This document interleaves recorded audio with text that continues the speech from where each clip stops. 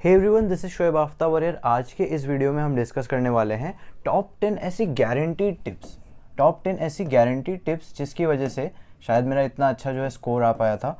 और मैं भी आपको ये बताऊंगा कि मॉक टेस्ट में कैसे आप अपने स्कोर को और इम्प्रूव कर सकते हैं। और जैसा कि आपको पता है अब 6 महीने से भी कम बचे हैं, तो मॉक टेस्ट का जो स्कोर हो जाता है वो एक काइंड ऑफ इनडायरेक्ट सा पैरामीटर हो जाता है कि आप अपने आप को एसेस कर पाओ कि आप कहाँ पे स्टैंड करते हो, आपकी मार्क्स अभी कितनी आ रही है। और आप एक्सपेक्ट कर सकते हो कि यार नीट में भी काइंड ऑफ इसके आसपास ही लेट से ±50 नंबर या 100 नंबर के आसपास रेंज में आएगा। ठीक है, तो मैं आपको बताऊंगा कि यार देखो, मॉक टेस्ट सिर्फ वो नहीं होता कि यार मॉक टेस्ट में जितने आ रहे उतने ही आएंगे नीट में, बट हाँ, मॉक टेस्ट का आपके कॉन्फिडेंस पे बहुत जो है गहरा असर पड़ता है। ठीक है, क्योंकि मॉक टेस्ट में अच्छे स्कोर आएंगे तो आपका कॉन्फिडेंस डेफिनेटली बहुत बूस्टअप होगा। तो आपको लगेगा कि हाँ यार, जितना मैंने पढ़ा है वो मैंने सही पढ़ा है और जैसा मैं प्रिपरेशन कर रहा हूँ, जैसा मेरा ट्रैक है प्रिपरेशन का, वो बिल्कुल सही ट्रैक है। ठीक है, तो थोड़ा डिस्कस करते हैं क्या क्या ऐसी टिप्स है, क्या क्या ऐसी गारंटी टिप्स है कि यार अगर आप ये अपनाओगे तो पक्का कुछ ना कुछ इंप्रूवमेंट आपको डेफिनेटली देखने को मिलेगा। पहला है यार revision before studying new topics. आपको पता है अब 6 महीने से कम टाइम बचा हुआ है, तो आप बहुत ज़्यादा नए टॉपिक्स पे जा नहीं सकते आप। अब आपको रिवीजन को हमेशा पहला प्रायोरिटी देना पड़ेगा।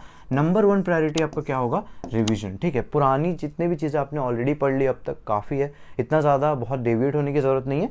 पुरानी चीज़ों को बार बार रिवाइज करो बिफोर स्टडिंग न्यू टॉपिक्स। ठीक है, न्यू टॉपिक्स ठीक है पढ़ोगे, जो बचा हुआ है आपको लग सकता है कि यार इतना सारा बचा हुआ है ये भी पढ़ना है ठीक है, बट नंबर 1 प्रायोरिटी अभी है रिवीजन, जो आपने ऑलरेडी पढ़ लिया। ठीक है, तो ये हो गया पहला प्रायोरिटी। तो सेकंड है देखो NCERT revision of biology, chemistry as well as physics. देखो बायो तो सब करते हैं, एनसीईआरटी बायो सभी करते हैं, बट आपको केमिस्ट्री भी करना है, फिजिक्स भी करना है। ठीक है, सिर्फ बायो रिवीजन से एनसीईआरटी करने से नहीं होगा। फिजिक्स के भी आजकल जो कुछ क्वेश्चंस आ रहे हैं, जो थ्योरेटिकल क्वेश्चंस है, वो सीधे सीधे एनसीईआरटी से उठ के आते हैं। और केमिस्ट्री में इनऑर्गेनिक ऑर्गेनिक तो बहुत इंपॉर्टेंट है एनसीईआरटी से करना। फिजिकल अगर आप नहीं कर पा रहे हो कोई दिक्कत नहीं है, बट हाँ अगर आप कर पा रहे हो तो एटलीस्ट जो थ्योरेटिकल चैप्टर्स है फिजिकल के, सॉलिड स्टेट वगैरह हो गए, वो आप जरूर कर लेना। ठीक है, फिजिक्स में भी अगर आप नहीं कर पा रहे हो तो 11th फिर भी छोड़ सकते हो, 11th फिजिक्स की एनसीईआरटी, बट 12th फिजिक्स तो गलती से भी नहीं छोड़नी, क्योंकि आपको पता है बोर्ड्स में भी आप पढ़ते ही हो 12th फिजिक्स। तो 12th फिजिक्स एनसीईआरटी तो आप वैसे भी पढ़ रहे हो, ऐसे भी पढ़ोगे तो पढ़ ही लेना। ठीक है, अब आते हैं यार थर्ड टिप पे,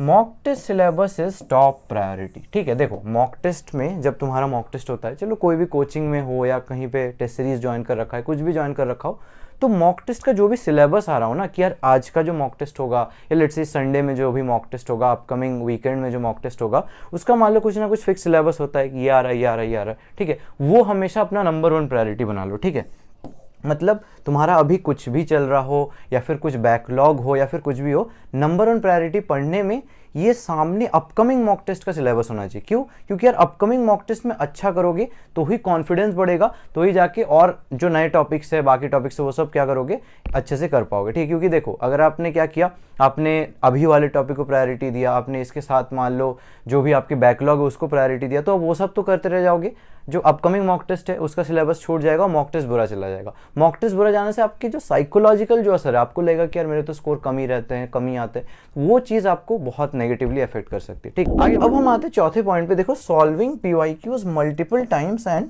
लर्निंग कॉन्सेप्ट बिहाइंड इट। मतलब यार सिर्फ पीवाईक्यू सॉल्व नहीं करने, पीवाईक्यू सॉल्व तो सभी कर रहे हैं, ठीक है, सिर्फ पीवाईक्यूज तो सॉल्व करो। पीवाईक्यू मैंने आपको पहले भी बताया, बहुत सारे वीडियोस में बताया, बहुत इंपॉर्टेंट होते हैं, तो ये तो करोगे। ठीक है, बट इसके अलावा आपको उसके पीछे का कॉन्सेप्ट भी जानना जरूरी है। मतलब यार एक पीवाईक्यू किया, ठीक है, तो ऐसे समझो कि वो किस टॉपिक से आया है, वो किस कॉन्सेप्ट से आया है, और उसके अलावा भी उसी पे बेस्ड या उसी कॉन्सेप्ट पे बेस्ड या उसी टॉपिक पे बेस्ड कुछ और प्रॉब्लम्स या कुछ और क्वेश्चंस भी सॉल्व कर लो। इससे क्या होगा, कई बार सेम नहीं देते, बट सेम टॉपिक और सेम कॉन्सेप्ट को थोड़ा सा घुमा फिरा के, मान लो थोड़ा वैल्यू चेंज कर दिया या फिर थोड़ा सा क्वेश्चन चेंज कर दिया, थोड़ा सा पैटर्न चेंज कर दिया, मतलब टॉपिक सेम ही होता है, बट हाँ क्वेश्चन में थोड़ा बहुत मॉडिफिकेशन कर दे। तो पीवाईक्यू करो प्लस पीवाईक्यू के पीछे का कॉन्सेप्ट, यानी पीवाईक्यू जिस टॉपिक से आया है, जिस कॉन्सेप्ट से आया है, छोटा सा टॉपिक होगा या छोटा सा कॉन्सेप्ट होगा, वहां से उसकी अच्छे से प्रैक्टिस कर लो। ठीक है, बात 5th पॉइंट पे, proper analysis of mock test paper बहुत इंपॉर्टेंट है यार। मॉक टेस्ट पेपर सभी दे रहे हैं, लेकिन एनालिसिस करना इंपॉर्टेंट है कि आपकी गलतियां हो कहाँ रही है। मतलब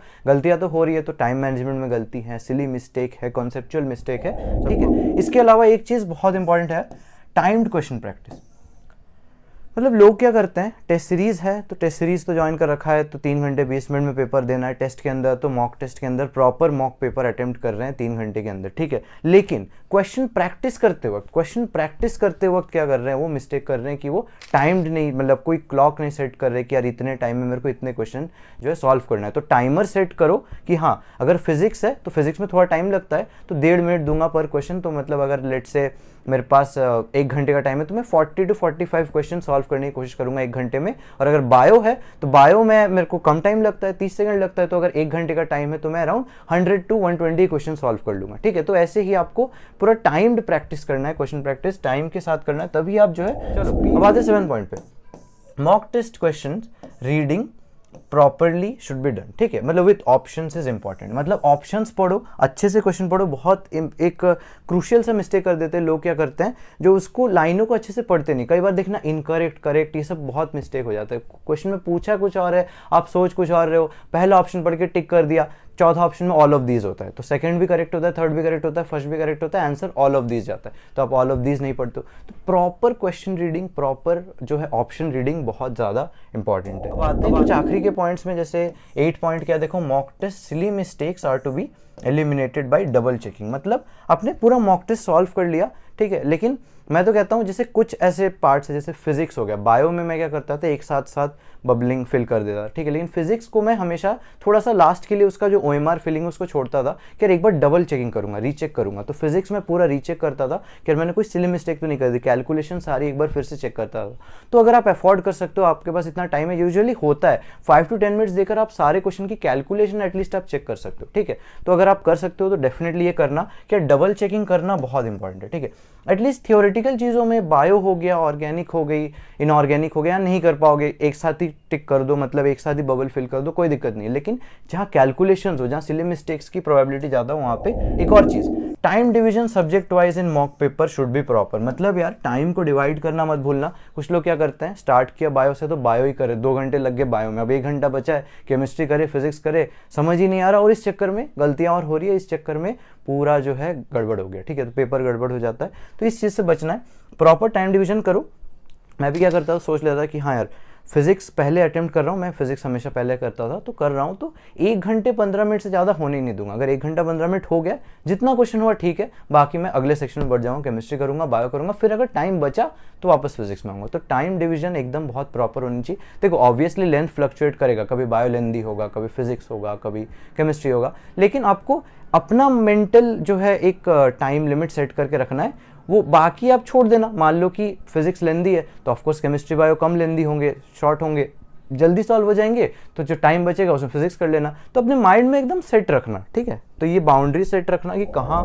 लास्ट पॉइंट यार, कि chapter length and difficulty doesn't matter. मतलब यार चैप्टर का लेंथ कितना है, चैप्टर की डिफिकल्टी कितनी है, ये कुछ भी मैटर नहीं करता। चैप्टर कोई बड़ा चैप्टर है, कोई चैप्टर छोटा है लेकिन बहुत टफ है, फर्क नहीं पड़ता। क्या मैटर करता है, देखो study according to topic weightage या चैप्टर वेटेज। चैप्टर का वेटेज मैटर करता है कि यार उस चैप्टर से कितने क्वेश्चन आते हैं। कुछ ऐसे टॉपिक्स हैं जो बहुत छोटे टॉपिक्स होंगे लेकिन उसमें से पक्का पक्का क्वेश्चन आएंगे, ठीक है। जैसे अगर मैं एक एग्जांपल लूँ, जैसे मॉडर्न फिजिक्स हो गया, उसमें बहुत हाई वेटेज है, ईजी है, ऐसा नहीं कि बहुत टफ है। अगर आप कंपेयर करोगे इलेक्ट्रोस्टैट से या फिर लेट से मैग्नेटिज्म से, तो मॉडर्न कंपेरेटिवली ईजी है, लेकिन फिर भी वेटेज उसका ज़्यादा है। 11th में ले लो थर्मोडायनेमिक्स जो है, फिजिक्स में थर्मल वाला पूरा पार्ट, थर्मोडायनेमिक्स नहीं पूरा थर्मल वाला जो पार्ट है ज़्यादा वेटेज रखता है। तो वैसे ही कुछ कुछ ज़्यादा वेटेज है, तो आप हमेशा स्टडी करो वेटेज के अकॉर्डिंग, ठीक है। तो अगर आपके पास टाइम कम है तो पूरा डेफिनेटली नहीं पढ़ पाओगे, तो आपको पढ़ाई कैसे करनी है, वेटेज के अकॉर्डिंग। जो हाई वेटेज है पहले उनको पढ़ डालो, फर्क नहीं पड़ता, डिफिकल्ट है लेंदी है फर्क नहीं पड़ता, वेटेज के अकॉर्डिंग स्टडी करो। टॉपिक की क्या डिफिकल्टी है, टॉपिक कितना लेंदी, फर्क नहीं पड़ता, हमेशा वेटेज के अकॉर्डिंग आपको